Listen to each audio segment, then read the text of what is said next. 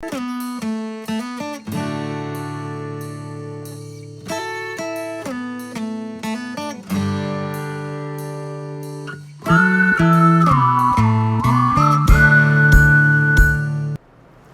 हिंद। स्वागत है आपका आपके अपने YouTube channel PRS the future academy में। और आज हम लोग बात करेंगे प्रश्नावली 4.3 का, जो बाकी के क्वेश्चन बच गए थे उनकी। और उसमें में से जो पहला क्वेश्चन मैंने लिया है वो क्वेश्चन नंबर 5वां है। देखिए पहला क्वेश्चन क्या है, काफ़ी बड़ा क्वेश्चन है।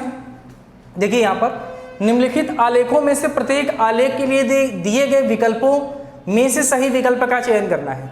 ये क्वेश्चन बड़ा जरूर है लेकिन सॉल्व करना बहुत ही सरल है। कुछ उसके ट्रिक हम बता देंगे जिससे आप बड़ी आसानी से निकाल लेंगे। कैसे, देखिए ये आकृति फर्स्ट के लिए दिया गया, ये आकृति फर्स्ट है आपकी, ये आकृति सेकंड के लिए ये है, इसके ऑप्शन ये दिए गए हैं। इसके कहने का मतलब ये है कि इन चार ऑप्शनों में से, क्वेश्चन को समझिए, इन चार ऑप्शनों में से वो कौन सा एक ऑप्शन सही है जो इस जो ग्राफ है उसको सेटिस्फाइड कर रहा है। चार ऑप्शन आपके सामने हैं और कोई एक ही ऑप्शन का ये मतलब जो हम ग्राफ बनाते थे, कोई एक इक्वेशन हमको देता था और हम उससे ग्राफ बनाते थे, लेकिन यहां पर हमको चार इक्वेशन दिया है। अब चारों इक्वेशन का ये तो ग्राफ हो नहीं सकता क्योंकि हर इक्वेशन का ग्राफ अलग आएगा, पता है ना, हर इक्वेशन का ग्राफ अलग आएगा। तो इसका मतलब ये है और ये है, तो इसका कोई न एक ही कोई इक्वेशन होगा, या तो ये होगा या तो ये होगा या तो ये होगा या तो ये होगा, चार में से कोई एक होगा।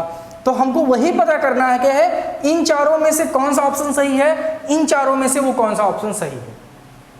समझ में आया?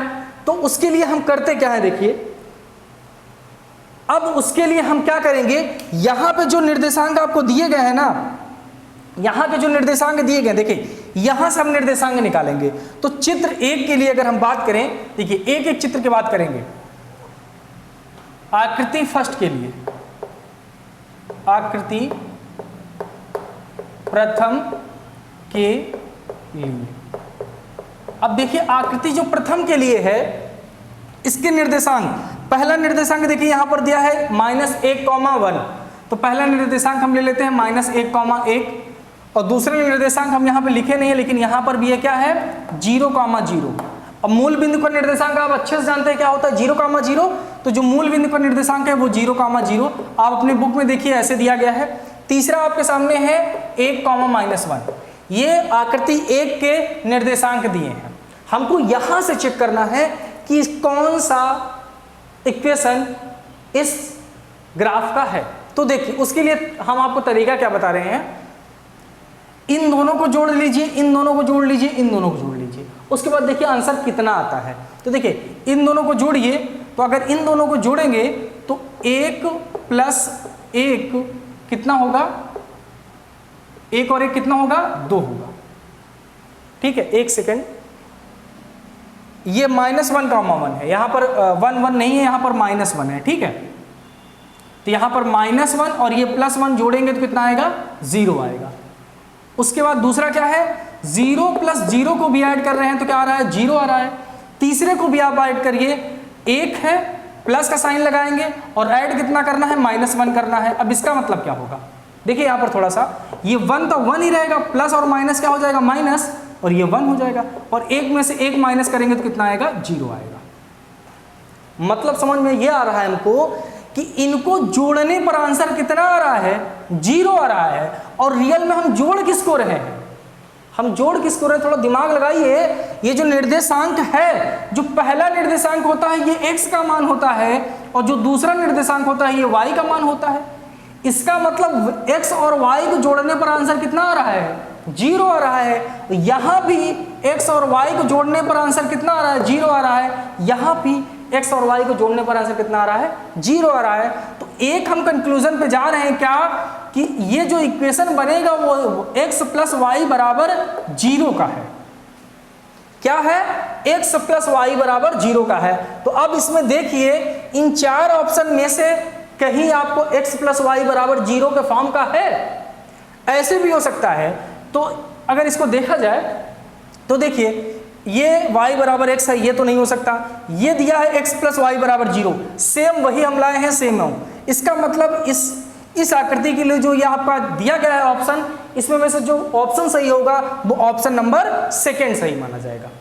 समझ में आ गया? चलिए अब आपको और बता दें, जैसे कंफ्यूज करने के लिए कभी कभी क्या दे देगा, अब आपने निकाल लिया है x प्लस वाई बराबर 0, बट ऑप्शन में आपको x प्लस वाई बराबर 0 नहीं देगा, वो इसके जगह पे कुछ और दे देगा। देखिए कैसे, इसको ऐसे आपको और कैसे कंफ्यूज कर सकता है। अब इसको आप क्या लिख सकते हैं, x बराबर, अगर y को हम उस तरफ लिखें तो x बराबर माइनस वाई लिख सकते हैं कि नहीं, लिख सकते हैं। तो हो सकता है आपके जो क्वेश्चन में पूछे वो ये ऑप्शन ना देकर ये ऑप्शन दे दे, तो ये भी ऑप्शन सही माना जाएगा। ये भी हो सकता है कि ये भी ऑप्शन ना देगा, तो तीसरा ऑप्शन देके क्या दे सकता है, y बराबर, अब x को उस तरफ ले जाएगा तो माइनस x। तो ये 3 कंडीशन सही माने जाएंगे। इन 3 कंडीशन में से कोई भी कंडीशन इसमें आपको दिख जाता है, टिक कर देंगे तो ये पहला ही कंडीशन आपको मिल रहा है, इसका मतलब ये दूसरा ऑप्शन सही होगा। सेम ऐसे ही आप इसको भी चेक करेंगे। चलिए चेक करते हैं। तो यहां पर करेंगे आकृति 2 के लिए, आकृति 2 के लिए जो आकृति आपकी सेकंड है, वहां पर देखिए सेकंड आकृति, सबसे पहले कोऑर्डिनेट आप ले लीजिए। कोऑर्डिनेट यहां पर -1,2 है, -1,3 है, सॉरी -1,3, दूसरा है 0,2 और थर्ड इज 2, यहां पर कॉमा लगाइए, 2,0। ठीक है, इनको भी क्या कर देना, इनके भी जितने भी कोऑर्डिनेट है सभी को ऐड कर दीजिए। तो ऐड कर दीजिए, -1 में जब आप +3 को ऐड करेंगे तो जाहिर सी बात है 3 में से 1 को माइनस कर देंगे। क्यों? क्योंकि अलग अलग साइन है तो माइनस होता है। 3 में से 1 को माइनस करेंगे तो 2 आ जाएगा और चिन्ह रहेगा प्लस का, पहला हो गया। दूसरा करेंगे 0,2, तो इसका मतलब 0 + 2 को ऐड करेंगे तो कितना आ रहा है, 2 आ रहा है। तीसरा है 2,0 और ये भी आ रहा है 0, तो मतलब 2। इसका मतलब क्या है, ये होता है x का निर्देशांक, ये होता है y का निर्देशांक। इसका मतलब x और y को जोड़ने पर कितना आ रहा है, 2 आ रहा है। तो इसको हम ये लिख सकते हैं कंक्लूजन पे कि x + y बराबर 2। ये हो सकता है कि रियल में जो ये इक्वेशन बन रहा है वो x + y बराबर 2। अब हो सकता है कि आपसे ऑप्शन में x + y बराबर 2 ना दे, क्या दे सकता है, देखिए कितनी कंडीशन हो सकती है। पहली कंडीशन तो ये हो गया, दूसरी ये हो सकती है कि y उस तरफ ले जाएंगे तो y बराबर क्या हो जाए, x बराबर क्या हो जाएगा, 2 - y। एक कंडीशन ये बन सकता है। दूसरा जो कंडीशन है, दूसरा कंडीशन आपको बन सकता है क्या, अब x को उस तरफ लेकर चले जाएंगे तो x को लेकर जाएंगे तो क्या हो जाएगा, 2 - x। आपको ऐसे कंडीशन दे सकता है, या आपको कैसे कंडीशन देगा, आपको देखिए तीसरा और कैसे कंडीशन, मतलब ये रियल में मेन 3 है। अब यहां से आप तमाम प्रकार के कंडीशन बना सकते हैं। ऑप्शन को देखकर आप कंडीशन चेंज कर लीजिएगा। पहला, क्या y बराबर x + 2 इसको लिख सकते हैं, तो y बराबर इसको हम 2 - x लिख सकते हैं, +2 नहीं लिख सकते हैं। +2 है लेकिन +x नहीं लिख सकते हैं, इसको +x बना ही नहीं सकते हैं, इसका मतलब ये ऑप्शन नहीं होगा। दूसरा ऑप्शन देखिए, दिया गया है y बराबर x - 2, तो y बराबर यहां तक तो ठीक है, x प्लस में दे दिया है और x इसको हम प्लस में कर नहीं सकते हैं, ये माइनस में तो प्लस में तो कर नहीं सकते हैं, इसका मतलब ये भी नहीं होगा।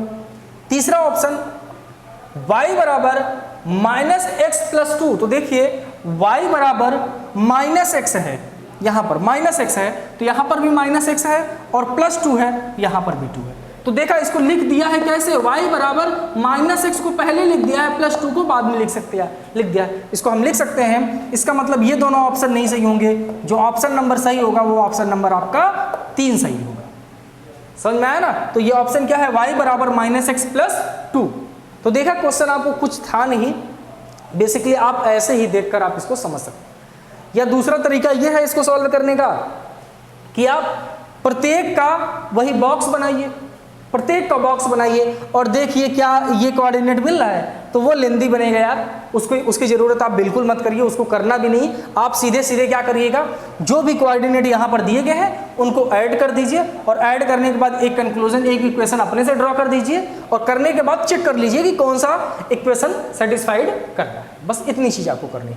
तो उम्मीद है क्वेश्चन आपको अच्छे से समझ में आया होगा। स्क्रीनशॉट लीजिए, फिर इसके जो नेक्स्ट क्वेश्चन है हम उसकी भी बात कर लेते हैं। जल्दी करिए। चलिए बच्चों, क्वेश्चन नंबर 6 की बात करते हैं। देखिए क्वेश्चन नंबर 6 क्या है कि एक अचर बल लगाने पर एक पिंड द्वारा किया गया कार्य पिंड द्वारा तय की गई दूरी के अनुक्रमानुपाती है। इस कथन को दो चरों वाले एक रैखिक समीकरण के रूप में व्यक्त करना है और अचर बल 5 मात्रक लेकर इसका आलेख खींचना। आलेख का मतलब ग्राफ खींचना है। जहां पर आलेख दे तो उसका मतलब समझ जाएगा कि आपको ग्राफ खींचने के लिए बोल रहा है। तो क्वेश्चन को समझिए, एक अचर बल लगाने पर, अचर आप जानते हैं किसको कहते हैं, एक अचर बल लगाने पर एक पिंड द्वारा किया गया कार्य पिंड द्वारा तय की गई दूरी के अनुक्रमानुपाती है। तो इसमें चीजें हमको माननी पड़ेगी क्या, कि पिंड द्वारा किया गया कार्य और पिंड द्वारा तय की गई दूरी, ये दोनों मानना पड़ेगा। तो हम मान लेते हैं, यहां से सॉल्व करते हैं। माना पिंड द्वारा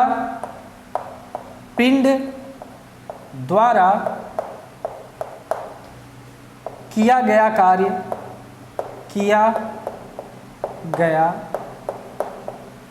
कार्य बराबर x।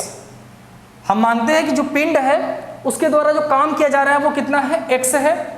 दूसरा इसको मानना, देखिए यहां पर किया गया कार्य मान लिए, अब तय की गई दूरी मानना है। तो इसमें दूसरा मानेंगे, तथा पिंड द्वारा तय की गई दूरी। अब तथा पिंड द्वारा तय की गई दूरी कितना मानेंगे, y मान लिया हमने। अब यहां से क्या है, मानने के बाद ये बोल रहा है कि जो पिंड द्वारा किए गए कार्य है और पिंड द्वारा तय की गई दूरी, ये दोनों कैसे है, अनुक्रमानुपाती। तो पहले आप अनुक्रमानुपाती का मतलब समझ जाइए। अनुक्रमानुपाती होता है और एक होता है व्युत्क्रमानुपाती।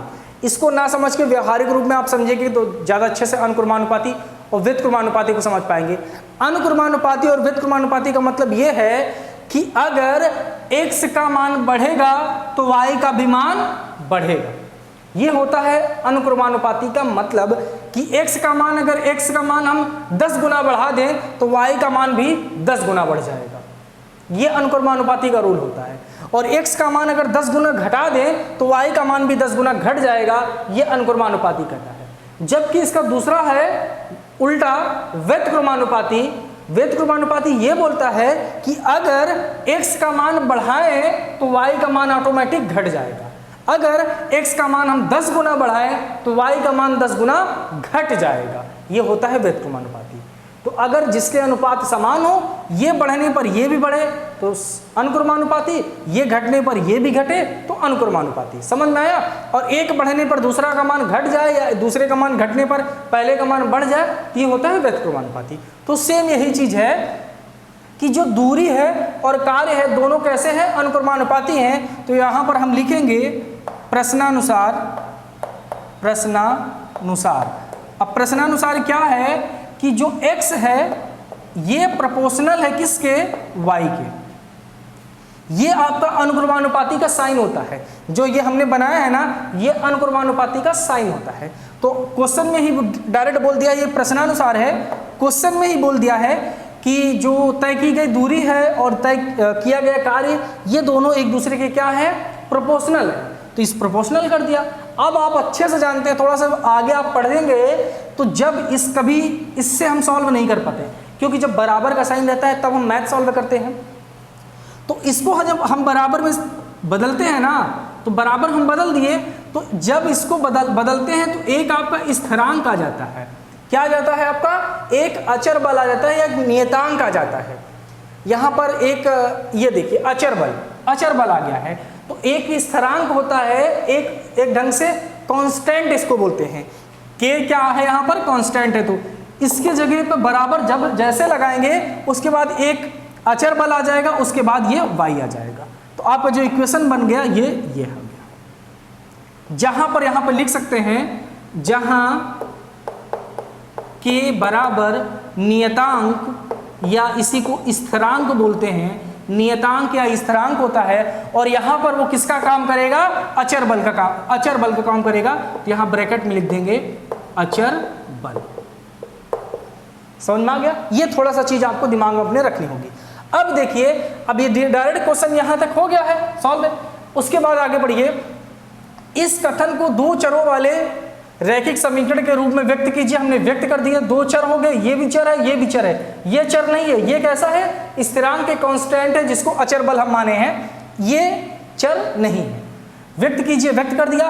और अचर बल 5 मात्रक हो। अब k का मान दे दिया है। k का मान कितना दे दे रहा है? 5 मात्रक। तो आलेख खींचिए, ग्राफ खींचना है। अब यहां पर k बराबर दे दिया है 5, k बराबर 5 मात्रक। क्या दिया है? k बराबर 5 मात्रक दिया है, तो इसको क्या लिख सकते हैं? x बराबर 5y। आपको इक्वेशन जो आपको चाहिए था वो इक्वेशन आपको मिल गया है। अब इस इक्वेशन से क्या करना है? आपको एक ग्राफ बनाना है। अब जाहिर सी बात है, ग्राफ बनाएंगे तो ग्राफ बनाने के लिए आपके पास टेबल होना चाहिए। क्या होना चाहिए? ग्राफ बनाने के लिए आपके पास टेबल होना चाहिए। तो चलते हैं हम लोग टेबल बना लेते हैं। एक सेकंड, चलिए टेबल बनाते हैं हम लोग। टेबल कैसे बनाते हैं? ये होता है, कम से कम आपको 2 निर्देशांक चाहिए, लेकिन हम 3 कोऑर्डिनेट बनाते हैं। तो ये इसको इस फॉर्म में कन्वर्ट कर लेंगे। ये x और ये y आ गया। समझ में आया? अब इसमें क्या करेंगे? बारी बारी से मान रखेंगे और चेक करेंगे। देखिए, अब x बराबर यहां पर y बराबर कितना रखें कि x का मान मिल जाए? तो अगर इसमें y बराबर हम 0 रख दें, क्या पहले हम रख देते हैं? y बराबर 0 रख रहे हैं। रखने पर अगर y बराबर 0 रखेंगे तो समीकरण क्या है? x बराबर 5 मल्टीप्लाई y का मान 0 हो गया। तो 5 का मल्टीप्लाई 0 में करेंगे तो 0 हो जाएगा, मतलब x का मान भी कितना आ जाएगा? 0 आ जाएगा। इसका मतलब अगर y का मान हम 0 रखेंगे इस इक्वेशन में, तो x का मान कितना मिलने वाला है? हमको 0 मिलने वाला है। अच्छे से आपको समझ में आ गया कि नहीं? अब देखिए, x बराबर आप हाँ ठीक है, y बराबर आप यहां पर 0 रखे हैं, तो x बराबर आपको 0 मिल गया है। अब क्या रखेंगे? अब यहां पर y का मान कितना रख दें? y का मान अगर आप -1 रख दें, अगर y का मान यहां पर -1 रखेंगे तो -1 का मल्टीप्लाई 5 में करेंगे तो -5 आएगा। तो दूसरा जो इक्वेशन होगा, आप रखने को कुछ भी रखेंगे, आपको कुछ ना कुछ तो मिलेगा ही मिलेगा, लेकिन आप ऐसा कुछ रखिए जिससे आपको वैल्यू थोड़ा कम मिले। तो अब y बराबर आप कितना ले रहे हैं? y बराबर 1 रखने पर, जब y बराबर 1 रखेंगे तो देखिए, y बराबर यहां पर 1 रखिए तो x बराबर कितना हो जाएगा? x बराबर 5 मल्टीप्लाई 1, और 5 गुणा 1 में करेंगे तो कितना आ जाएगा? 5 आ जाएगा। इसका मतलब y का मान 1 रख रहे हैं तो x का मान 5 मिल रहा है। अब ऐसे ही y बराबर आप 2 रख देंगे तो x का मान 5 दूनी 10 मिलेगा, लेकिन थोड़ा सा वैल्यू बड़ी हो रही है, तो y बराबर -1 भी तो आप रख सकते हैं ना। तो y बराबर -1 रखेंगे, तो y बराबर -1 रखने पर, तो y बराबर जब आप -1 रखेंगे तो देखिए, इसमें -1 रखिए तो y बराबर क्या हो जाएगा? 5 मल्टीप्लाई -1, और इसका गुणा करेंगे तो कितना हो जाएगा? -5। इसका मतलब y का मान कितना रख रहे हैं? -1 रख रहे हैं। अगर y का मान -1 रख रहे हैं तो x का मान कितना मिल रहा है? -5। ये आपके पास कोऑर्डिनेट हो गए। अब आपको क्या बनाना है? आपको ग्राफ बनाना है। तो हम आपसे जल्दी से कहेंगे कि आप लोग ये चीज का स्क्रीनशॉट ले लें, फिर जिससे हम इरेज करें इसके आगे। जल्दी से स्क्रीनशॉट ले लीजिए आप। चलिए अब इसको देखिए, हम हटा देते हैं और ग्राफ बनाते हैं।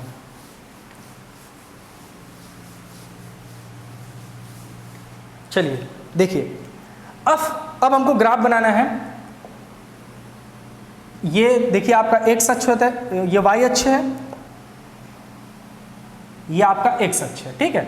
अब मैक्सिमम वैल्यू -5 तक है, तो -5 तक मैक्सिमम वैल्यू आप ले जाएंगे। बस चारों दिशाओं में 5-5 ले जाइए। 1 2 3 4 5, 1 2 3 4 5, 1 2 3 4 5, 1 2 3 4 5।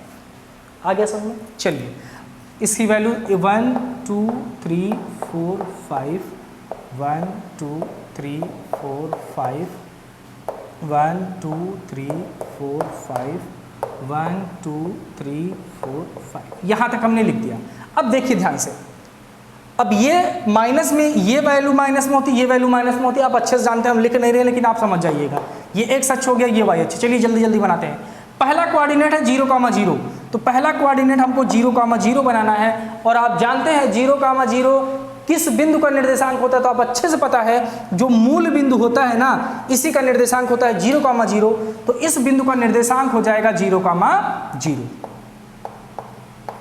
मिल गया। इस बिंदु का नाम हम दे देते हैं, इसका नाम दे देते हैं O। ये O है, ये 0,0 है। दूसरा क्या है 5,1, तो इसको बनाते हैं हम 5,1 को।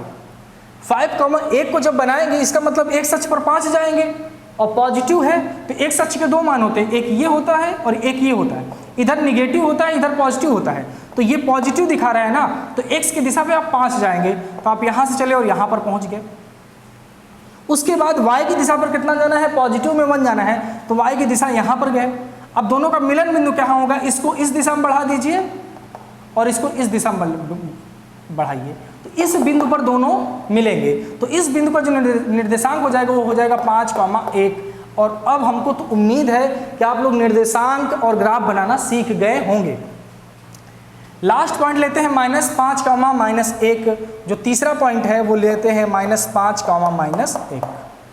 इसका मतलब जो x अक्ष पर जाएंगे वो -5 जाएंगे, तो x अक्ष पर -5 इस तरफ है, यहां पर पहुंच गए, और यहाँ पर -1 और इसका -1 नीचे की तरफ है, तो इन दोनों का मिलन बिंदु यहाँ पर आएगा। तो इस बिंदु का जो निर्देशांक होगा वो हो जाएगा -5,-1।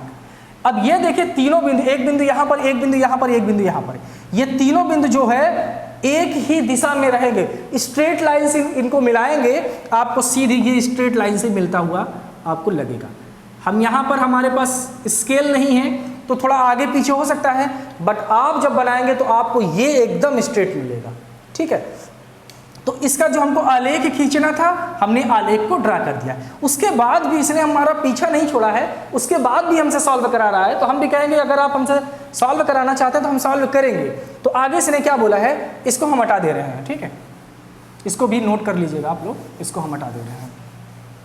अब इसका आगे पार्ट क्या है कि 2 मात्रक और ये 0 मात्रक। अब क्या करना है आपको, जैसे यहां पर जो इक्वेशन हमारा आया था, इक्वेशन अगर आप याद है तो क्या आया था, x बराबर 5y आया था। क्या आया था, x बराबर 5y। अब ये बोल रहा है कि अब यहां पर जो 2 मात्रक है, अब जैसे यहां पर आप y बराबर 0 रख रहे थे तो आपको x का मान मिल रहा था, फिर y बराबर 1 रख रहे हैं तो ये मान y बराबर ये। अब ये बोल रहा है कि y बराबर आप 5 मात्रक रखिए, तो y बराबर 5 रखने पर, तो इसका जो पहला पार्ट है y बराबर 5 रखने, सॉरी 2 रखने पर है ना, y बराबर 2 रखने, y बराबर 2 रखने पर किस में, समीकरण में रखेंगे। तो ये देखिए x बराबर 5 मल्टीप्लाई 2, 5 का मल्टीप्लाई 2 में करेंगे तो कितना आ गया, 10 आ गया। तो अगर ये बोला है कि अगर x 2 मात्रक रहेगा तो x का मान कितना आएगा, 10 आएगा। तो एक नया निर्देशांक मिल जाएगा क्या, 10,2, क्योंकि x का मान 10 है और y का मान ये दे रहा है 2 मात्रक। समझ में आ गया। दूसरा पॉइंट इसका जो दूसरा है वो बोल रहा है कि अगर y बराबर आप 0 रख रहे हैं तो y बराबर 0 रखने पर, तो रख दीजिए, चेक कर लीजिए इसको भी। इक्वेशन आपका है x बराबर 5y और y की जगह कितना रख रहे हैं, 0, तो 5 मल्टीप्लाई 0 और 5 का गुणा 0 में करेंगे तो कितना आएगा, 0 आएगा। इसका मतलब जब आप y बराबर 0 रखवा रहे हैं तो x का मान कितना आ रहा है, 0 आ रहा है, तो इसका निर्देशांक कितना आ जाएगा, 0,0।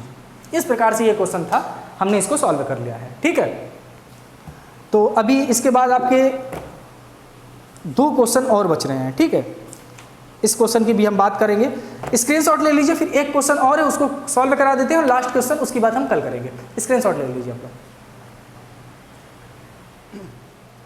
चलिए बच्चों, क्वेश्चन नंबर 7 की बात करते हैं। देखिए क्वेश्चन 7 क्या है।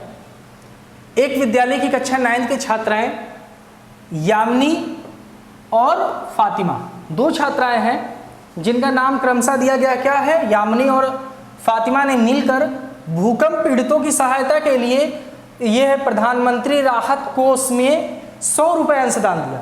जैसे प्रेजेंट टाइम में क्या हुआ था, कोरोना चल रहा है, तो इसमें बहुत से लोगों ने प्रधानमंत्री राहत कोष में पैसा जमा किया था ना, तो सेम उस उस टाइम क्या था कि कक्षा 9 की 2 बालिकाएं थी जिनका नाम यामिनी और फातिमा है। उन लोगों ने क्या किया है, भूकंप पीड़ितों के लिए प्रधानमंत्री राहत कोष में 100 रुपए का अंशदान दिया है। अब एक रैखिक समीकरण लिखना है, इसकी हेल्प से जितनी हमारे पास इंक्वायरी है उसकी हेल्प से हमको एक रैखिक समीकरण लिखना है और उसके बाद एक आलेख बनाना है। तो अगर हमको आलेख बनाना है तो उसके लिए हमको सबसे पहले हमारे पास एक रैखिक समीकरण होना चाहिए, लीनियर इक्वेशन हमारे पास होना चाहिए। तो सबसे पहले हम लीनियर इक्वेशन बनाते हैं। तो जाहिर सी बात है 100 रुपए दिया है, 100 रुपए दिया है दोनों ने मिलकर, किसने फातिमा और देखिए फातिमा प्लस अगर यामिनी, दोनों मिलाकर कितना रुपए दिए हैं, 100 रुपए दिए हैं। लेकिन हमको ये नहीं पता है कि फातिमा ने कितना दिया है और यामिनी ने कितना दिया है। लेकिन हमको ये पता है कि फातिमा और यामिनी दोनों ने मिलाकर 100 रुपए दिया है। आप मेरी बात को समझ पाए कि नहीं? हमने ये बोला कि दोनों मिलाकर 100 रुपए दिए हैं और हमको ये नहीं पता है कि फातिमा का कितना अंश है और यामिनी का कितना अंश है। हम मान लेते हैं, तो इस चीज को हमको मानना पड़ेगा। तो माना फातिमा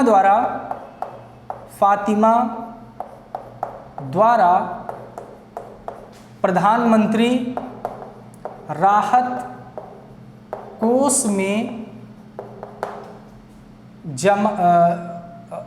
प्रधानमंत्री राहत कोष में, एक सेकंड,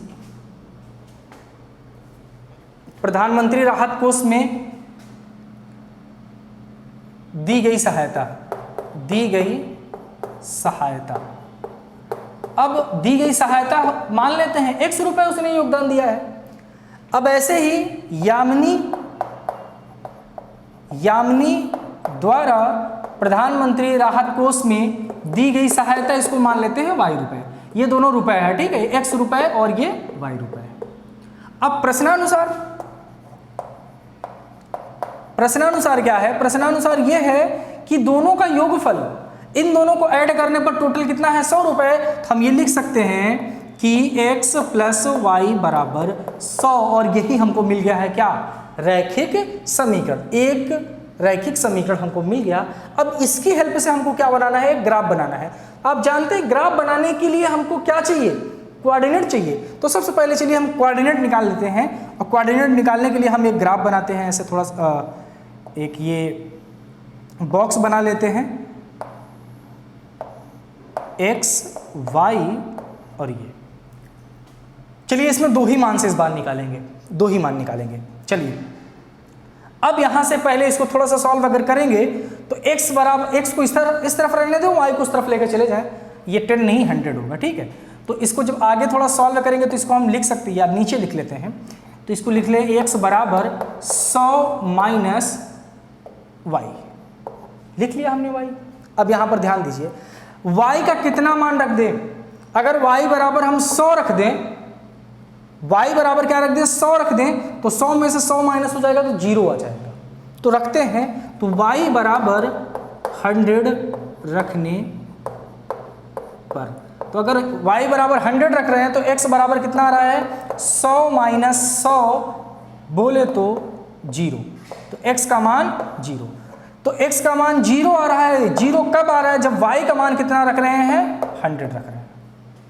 ये बात समझ में आई कि जब y बराबर 100 रख रहे हैं तो x का मान कितना मिल रहा है, 0 मिल रहा है। इसी का देखिए दूसरा स्टेप में क्या करें, दूसरे स्टेप में आप इधर भी समझ सकते हैं, उधर हमको ग्राफ बनाना है, इधर आप इधर समझ लीजिए। दूसरे स्टेप में आप क्या करें, y के जगह पे यहाँ पर अब x बार 100 रखे तब y के बराबर 0 रख दीजिए। y बराबर 0 रखने पर देखिए y बराबर 0 रखेंगे तो x बराबर क्या मिलेगा, 100 माइनस 0, तो x का मान कितना आ जाएगा, 0 आ गया। इसका मतलब 100 आएगा ना, 100 में से 100 जाएगा तो 100 आएगा। इसका मतलब y बराबर अगर आप 0 रख रहे हैं तो x का मान कितना मिल गया, 100 मिल गया। इसका मतलब दोनों मान 100 आ रहा है, तो इससे डरिए नहीं कि ज़्यादा हो गया। हम अब देखिए यहाँ पर थोड़ा सा दिमाग लगाएंगे। देखिए क्या दिमाग हम लगाएंगे, पहले तो आप आलेख बनाना है तो आप x अक्ष और y अक्ष पहले बना लीजिए, फिर थोड़ा सा सोचिए। ये आपका y अक्ष है, ये आपका x अक्ष, ठीक है। चलिए यहां पर होता है मूल बिंदु जिसका निर्देशांक होता है 0,0। अब हमको सबसे बड़ा मान है 100, तो सोचिए अगर हम एक के डिफरेंस बनाने लगे, सोचो भाई कि अगर एक का डिफरेंस बनाने लगेंगे तो आपकी कॉपी ही भर जाएगी। कितना बड़ा फिगर बनाएंगे, ढेर सारा बहुत बड़ा चित्र बन जाएगा, इतना बड़ा पूरा इसमें बनाए तो इतना बड़ा चित्र बनेगा।